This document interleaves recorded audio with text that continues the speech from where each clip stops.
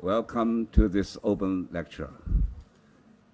It's my great honor to introduce to you very briefly our speakers today. Professor Deborah Nelson,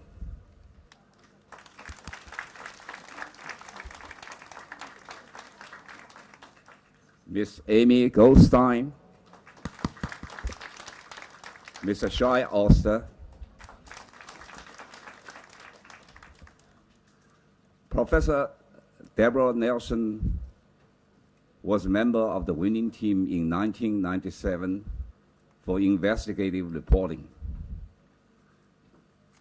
There are a series of stories at the Seattle Times exposed widespread problems in the federal government's Indian housing program. In 2006, Deborah joined the Merrill College of Journalism at the University of Maryland. But before that, she worked 5 years for the Los Angeles Times as the Washington's investigations editor. And she also reported for Washington Post, Chicago Sun-Times.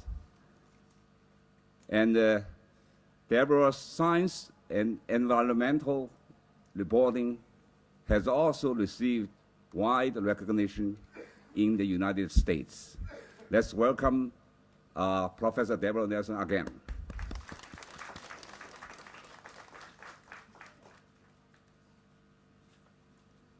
So,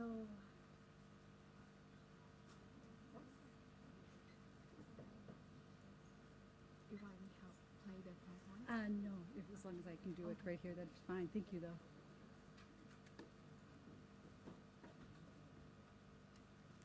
Good morning.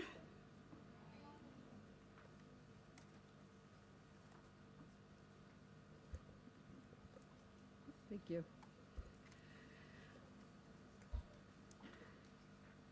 So I have been in China since last week, first at Renmin University, and then at Beihai University, and now here, talking about investigative reporting. I've been very impressed and inspired by the students that I've met with. I have to say that they give me great hope for the future of investigative journalism here in China.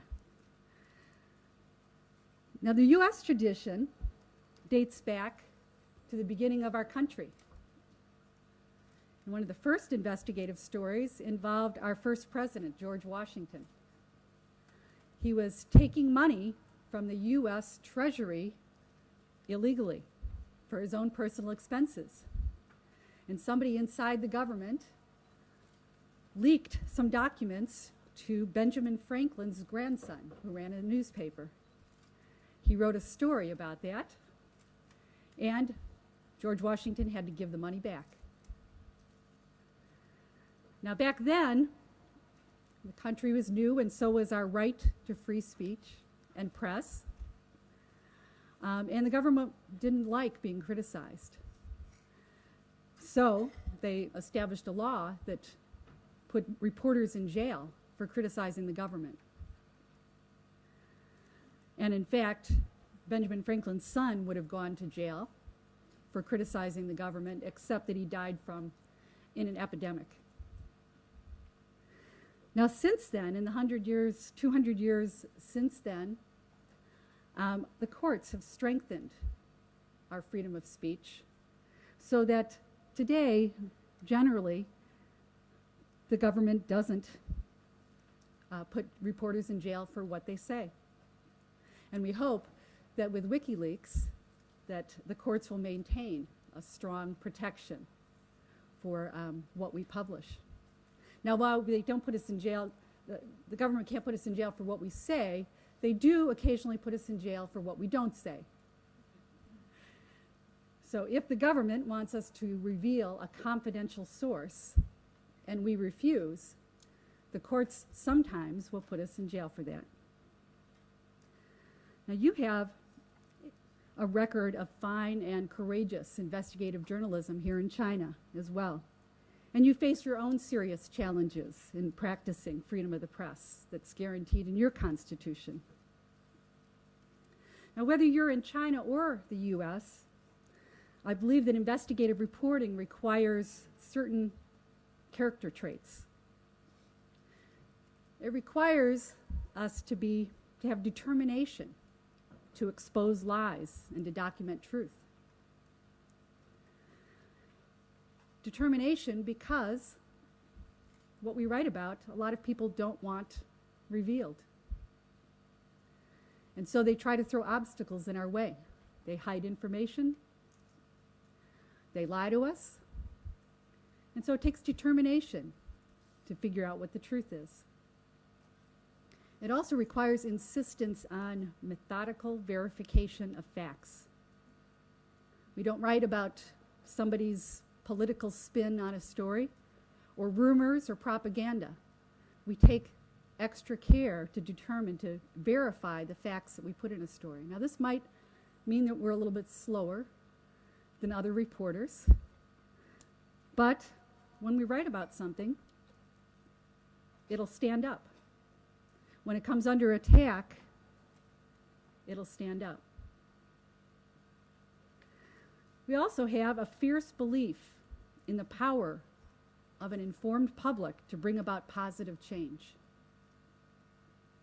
My first duty is to inform the public, but I have, as my motivation, what keeps me going is that belief that if I inform people, if I give them the facts, that they will move, that by having those facts will bring about positive change. Now, I think that being an investigative reporter also requires another trait, and that's skepticism. There's an old journalism saying, very popular in Chicago, where I grew up as a reporter: if your mother says she loves you, check it out.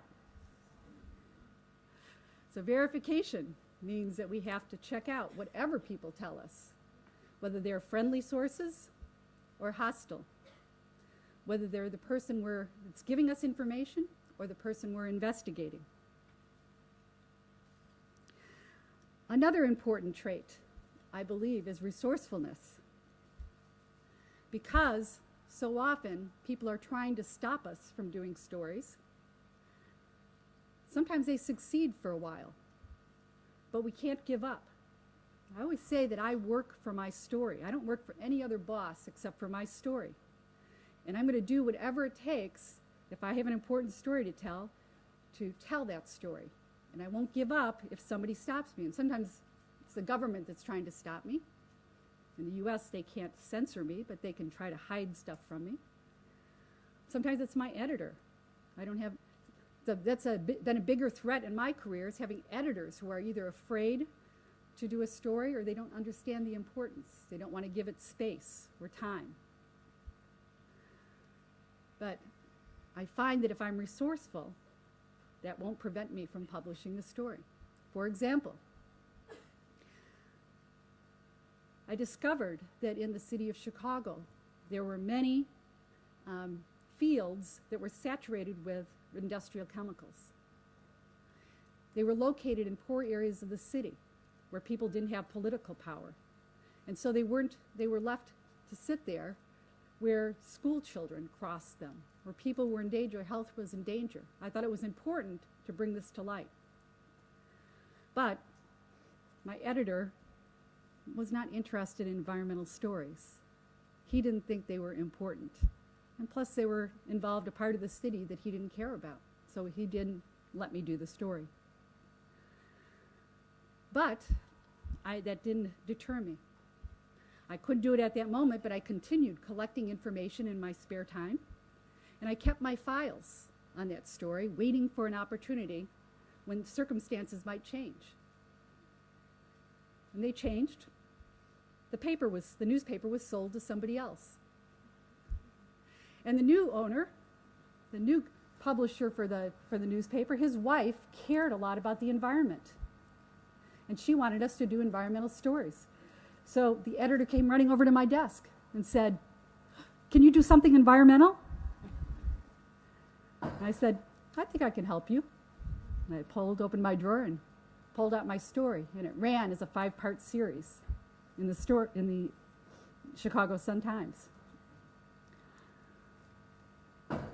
I wanted to do a story. I discovered a problem that when men were hitting their wives, when they beat their wives in the U.S., that's against the law. But police, if the wife reported it to police, they wouldn't take it seriously. And if the case went to court, the judges wouldn't take it seriously. So if a man hit a man, he had a better chance of going to jail than if a man hit his wife. That didn't seem fair to me. That wasn't just. But when I told my editor about that, she was not interested in that topic for a story. She liked stories about politics. She didn't think that was interesting. But I didn't give up. I looked for opportunity. And one day, a very popular football player named O.J. Simpson was accused of murdering his wife. Suddenly, the issue of husbands hurting their wives became a national hot issue. So the editor came running over to my desk, said, "Didn't you have something on domestic violence?" I said, "Yes, I think I can help you." And I pulled out my files. So we've got to look for opportunities, always. We never give up on our story, no matter how long it takes. For the environmental story I told you about, it took 2 years before I could get that in the paper. We always look for those opportunities. Now, when the editor at the Chicago Sun-Times made it impossible for me to do responsible investigative reporting, even by scheming and plotting the way I usually do, I went somewhere else. So I moved across the country to a newspaper where I knew I'd be able to do that kind of investigative reporting that really supported that. And I think that's important for everybody to remember. There are newspapers and publications in China that have reputations for doing good investigative reporting. You can create an opportunity for yourself by aiming to work at those places. And that's what I did. So I picked up my family, my 2 daughters and my husband. We all moved across from Chicago to Seattle. And that's how I became a Pulitzer Prize-winning journalist.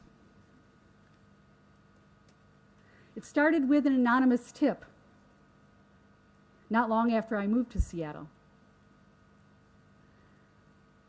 The U.S. government has a program that finances construction of housing for needy families on Indian reservations. In the U.S., as many of you perhaps know, many Indians live on reservations where they have their own governments, tribal governments, and their own rules. Well, the government has a program. There's a great need on those reservations for housing. People are very poor, and they live often in trailers and little shanties. There was a need for housing, and the government set aside millions of dollars to build that housing. The tip that I received was that on the Tulalip's reservation, which is near Seattle, tribal officials were using that program to build a mansion for themselves. Now, when I get a tip like that, I stop and analyze it very methodically. I ask myself first, okay, that's an interesting tip. What facts do I need to verify to determine if that tip is true? Second, I ask myself, where can I get the information to verify those facts? Then I stop and say, which of the facts is easiest to prove true or false? And that's the one I go for first. Because if I prove it's false, I go on to the next tip. If I prove it's true, I go on to the next fact. So here I thought the facts I need to prove, 3 facts, 3 essential facts. Is there a big house? That's pretty basic, right? Is it owned by tribal housing officials? And was it built with federal government subsidies for needy families? And I stopped to think, where can I get this information for each of these? Is there a big house? Where would I get that? Maybe just going and seeing if it's there, right? Be the easy one. How would I find out if it's owned by tribal housing officials? Now, when I say find out, I can't use rumors. I want to find out for sure if it's owned there. So I'm thinking I don't want to just ask neighbors, because they might say, yeah, you know, the house under construction we think is going to be occupied by these tribal officials. I want to be sure that that's the case. Now, this is a little bit of a problem for me, because usually in the US, property records are public. You can go online, you can look up my address and discover that I am the owner. But on reservations, there are no public records. The records are not public. And property is owned in a different way. There are no records that say who owns that property. So I know this is going to be a bit of a problem for me to prove. Third, was it built with government subsidies for needy families? Now that I know I can find out. I think about who would know that information. Tribal officials would know, but they're not likely to tell me, because I'm a reporter from a non-Indian reporter. I'm not from the reservation, not in the tribe, and plus that might be a fact they want to hide. But in the US, we have a law that gives us access to public records. So if the government keeps records, the records that the government keeps are really the public's records, or keeping it for the public. So we can put in a request under the law to look at those records. So the money comes from a particular agency. I can put in a request to that agency for those records. If I didn't have that law, I could also call that agency and ask them to tell me whether in fact they were giving money to that tribe to build houses, and whether where the house was being constructed was covered by it. All right, so I look at that and I say, which one is the easiest to prove? Which would you go for? Which one? First one, yeah, exactly. Now, one thing I should mention is my editor was not wild about this story. When I asked him if I could do it, he said, people don't care. The reservation is an hour north of Seattle. Our readers don't really care. But I cared, for some reason, this tip, I cared a lot about it. I really, first of all, I'd come from Illinois where there are no Indian reservations. So I thought I was interested in looking at that culture. But also there was something about the tip that I just couldn't let go. So on a day afternoon when I had a little free time, I drove up from Seattle to where the reservation was, got off at the exit to the reservation, past the casino, which is where the mainstream press generally stops, not to gamble, but to write about gambling on Indian reservations. Indian reservations don't get much attention in the regular press, except for their casino operations and a few other issues. But the tip took me past the casino and through the main part of the reservation, where I passed houses that were built out of plywood, very thin wood, and trailers that were rusting that people lived in. Tiny houses where large families, sometimes more than one, were forced to live together. That's where most people on the reservation lived. But the tip kept me going to the very top of the yellow area there, through a beautiful woods where nobody lived. And as I emerged from the woods, there was a construction, a neighborhood, a subdivision under construction. And where the tip took me, the address that they took me to, there was a locked gate. Now I tried to look over the gate, but it was a lot of foliage. I couldn't see behind it, so I couldn't see if there was a house there. I couldn't climb over it because it was a private residence and I didn't want to climb the fence. That might get me in trouble. As some of you know, I have been known to go under fences, but not necessarily in a private residence.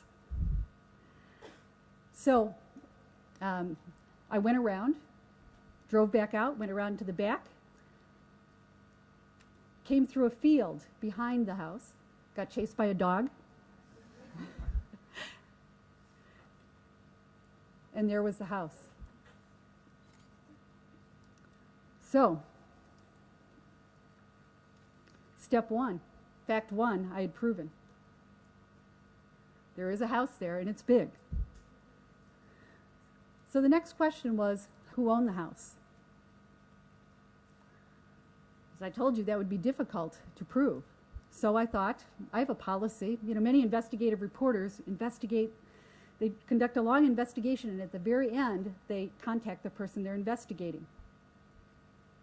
I tend to contact people early in my investigation because I find that they can tell me useful information. I believe that, you know, the person who has buried the body is the best one to lead you to it, right? So I thought, I'm just going to stop and ask. I'm going to stop at the government office, ask the official that the tipster told me owns the house, ask him if he owns the house. So I stopped on the way back. He was there. I told him who I was. I never lie about that. I'm Deborah Nelson from the Seattle Times. And I'm looking at this house under construction. Is it yours? He said yes. So now I have two of my facts. The third fact was whether it was built with government funding for poor housing. So I figured he's already told me one thing. What do I have to lose? I might as well ask him that too. So when I asked him, he said no. Sometimes people lie. If your mother says she loves you, check it out. But I thought I have two things proven that I can take back to my editor and get his approval, maybe to do the research for the third. And he was a good editor. When I took this back, he gave me approval to continue. And so I put in a public records request with the government.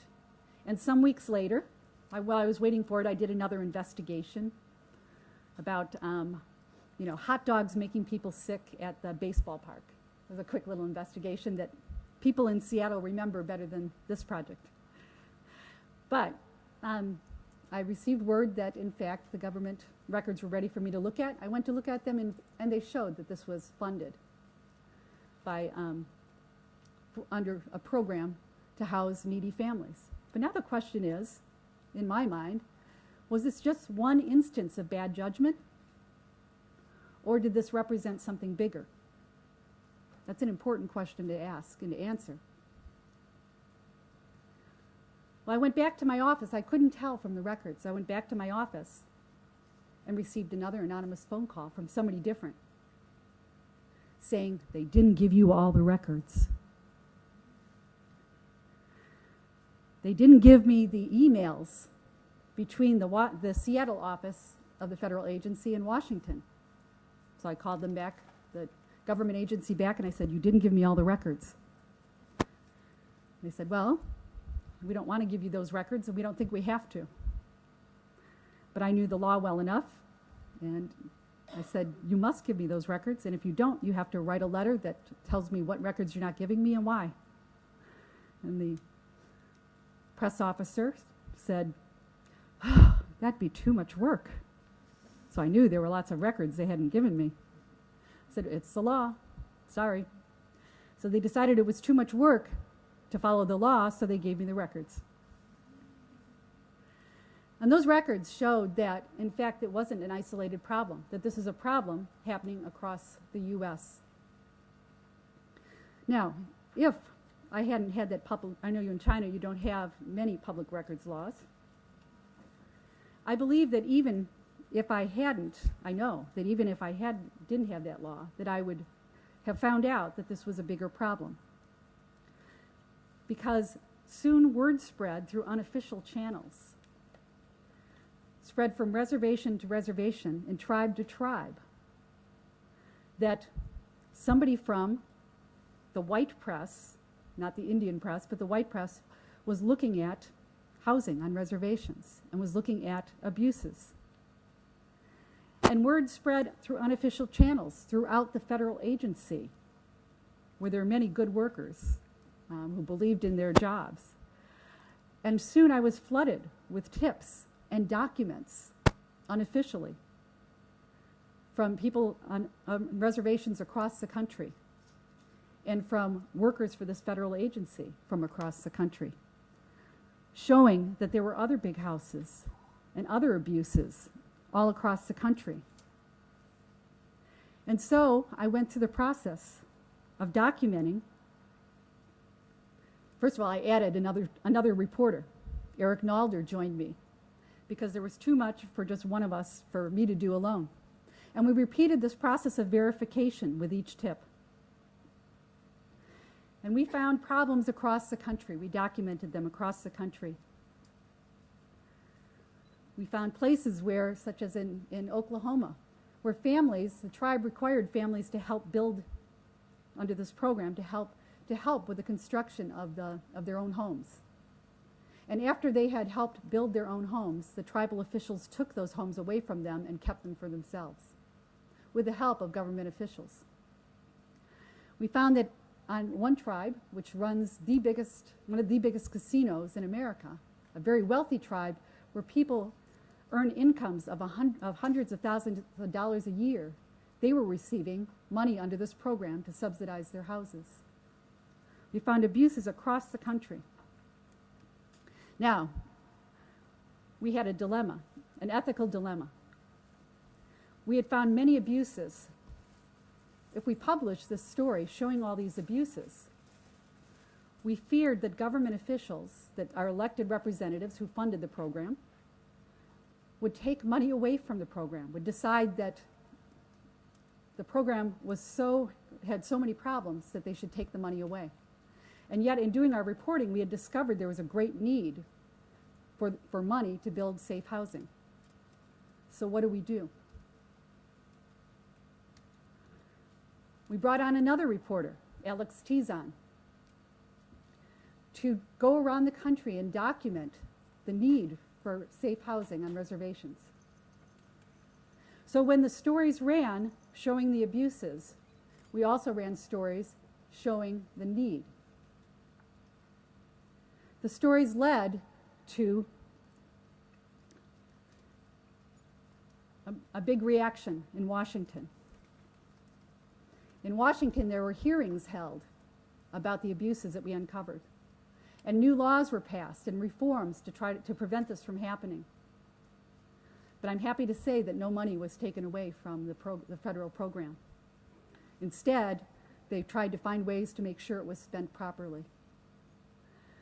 Volunteers came forward to help people, to help improve their housing. And the tribes themselves held a national meeting to stop the abuses on their reservations.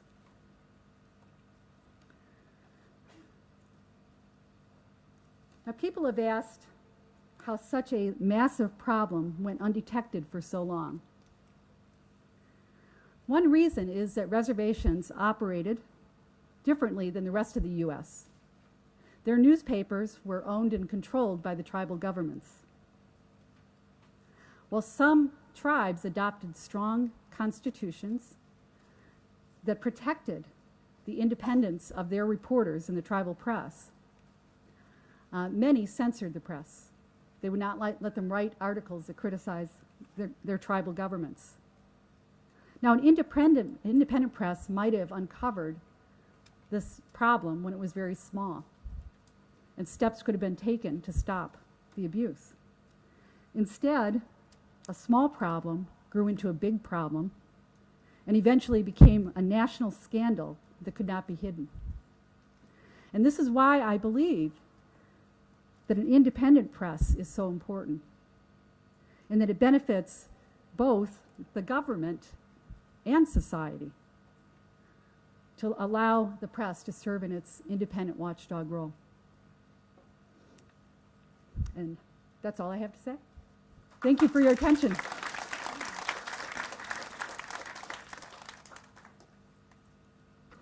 Thanks so much, Professor Nelson, for the fascinating lecture.